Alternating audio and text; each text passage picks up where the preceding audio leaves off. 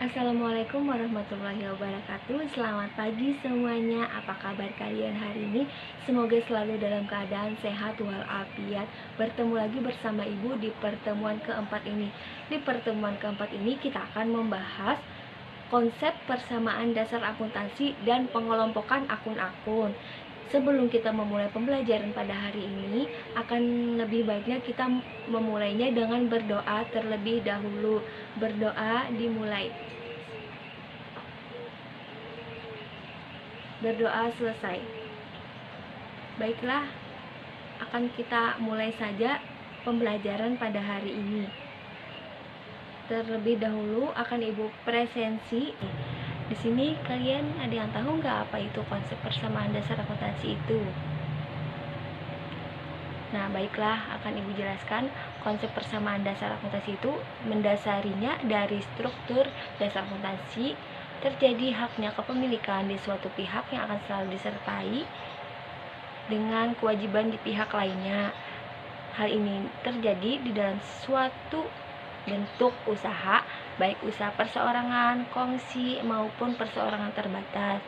Sebuah perusahaan memiliki sejumlah sumber daya, yaitu aset yang menjadi hak perusahaan seperti uang kas, piutang, perlengkapan, peralatan, dan mungkin juga hak abstrak lainnya. Seperti hak paten itu, goodwill, dan hak-hak lainnya itu juga termasuk. Lalu aset yang dimiliki oleh badan usaha harus disadari berasal dari pemilik yang dititipkan untuk dikelola badan usaha dalam rangka mendapatkan tujuan perusahaan, merubah laba atau memberi layanan kepada konsumen. Pembahasan selanjutnya yaitu persamaan dasar akuntansi. Di sini siapa yang bisa menjelaskan apa itu persamaan dasar akuntansi? Baiklah, akan Ibu jelaskan saja ya. Ini persamaan dasar akuntansi yaitu adalah suatu komponen yang membentuk dasar untuk semua sistem akuntansi. Bahkan untuk seluruh konsep akuntansi entry ganda didasarkan pada persamaan dasar akuntansi. Di sini kita mengibaratkan ada suatu perusahaan. Lalu perusahaan itu mempunyai apa di perusahaan tersebut? Perusahaan memiliki uang sejumlah 200 juta. Lalu uang itu sumber dananya dari mana? Yang contoh di sini sumber dananya yaitu dari pemilik perusahaan.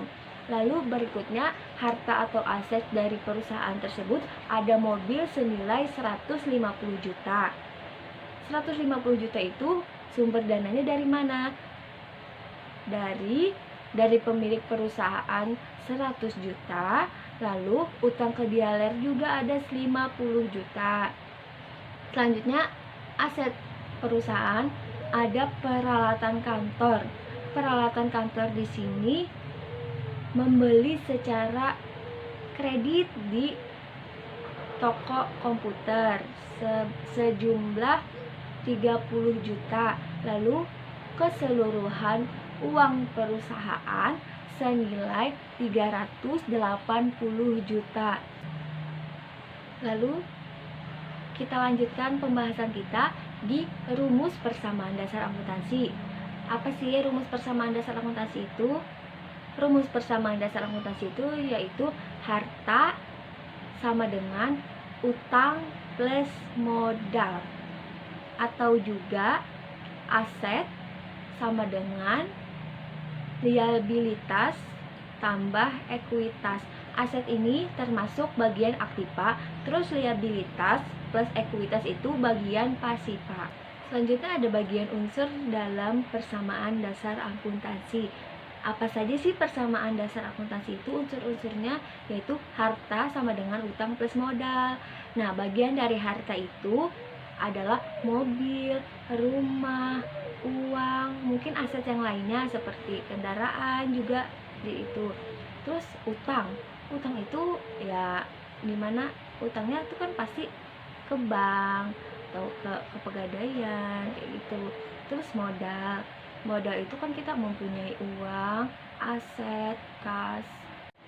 Selanjutnya ada unsur-unsur dalam persamaan dasar akuntansi, yaitu harta sama dengan utang plus modal, ya, yang kita bahas tadi. Aset juga sama dengan liabilitas dan ekuitas.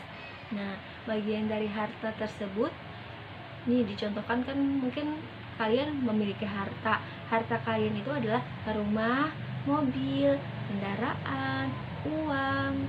Nah, begitu.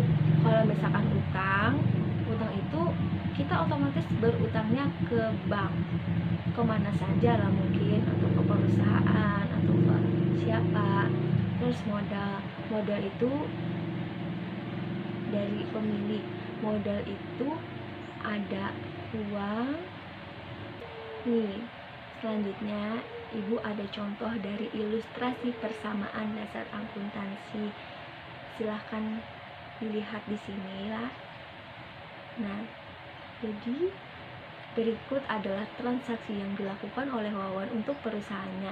Pada transaksi 1, 2 Desember 2017, Wawan menyetorkan uang pribadinya sejumlah 500 juta ke dalam rekening sebagai modal awal. Terus selanjutnya ada juga transaksi kedua. Transaksi kedua pada tanggal 3 Desember 2017, percetakan Penting Jaya mendapat pinjaman sejumlah 300 juta dari Bank Mandiri. Baiklah, silakan disimak ini penjelasan dari transaksi tadi. Ini transaksi 1 itu mengakibatkan aset bertambah 500 juta dan modal Wawan pun juga bertambah 500 juta karena itu merupakan modal awal bagi Wawan. Jadi, jika perusahaan dibubarkan, uang itu akan kembali juga ke Wawan. Selanjutnya pada transaksi kedua, percetakan Penting Jaya itu mendapatkan pinjaman sejumlah 300 juta dari Bank Mandiri. Jadi, itu transaksinya mengakibatkan aset bertambah 300 juta dan kewajiban dari perusahaan tersebut pun bertambah juga 300 juta. Sampai sini ada yang belum paham? Kalau kalian belum paham, silahkan tanyakan ke Ibu.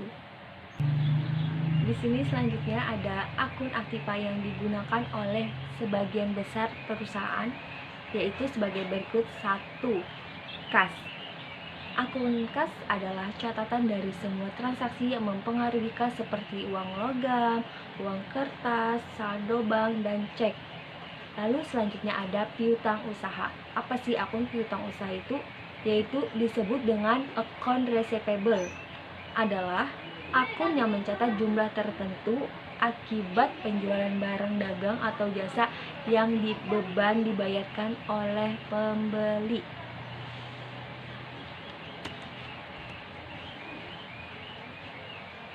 Selanjutnya ada wesel tagih.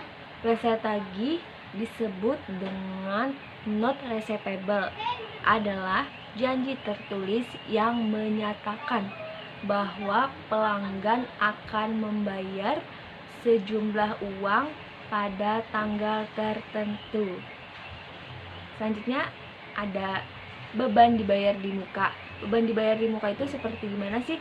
Disebut dengan prepaid expense, adalah suatu aktiva yang disebabkan adanya pembayaran di muka dan akan memberikan manfaat di masa depan.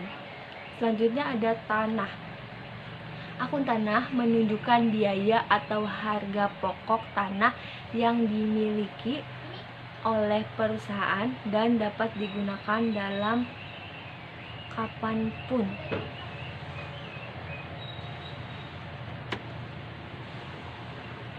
Dan selanjutnya ada bangunan. Biaya bangunan yakni biaya pembangunan dan pemeliharaan suatu kantor, gudang, dan gedung yang tercatat dalam akun bangunan. Selanjutnya ada peralatan, perabotan, dan perkakas. Itu termasuk memiliki akun aktiva yang terpisah untuk setiap jenis peralatan.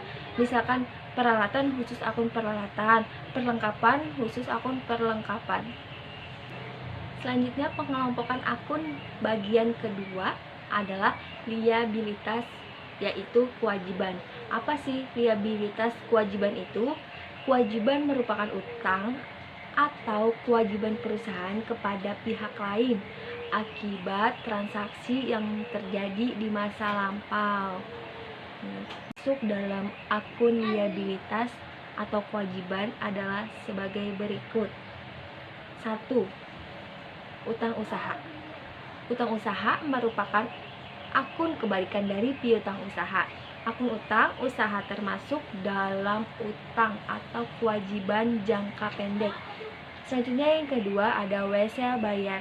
Wesel bayar disebut dengan not payable, merupakan akun kebalikan dari wesel tagih,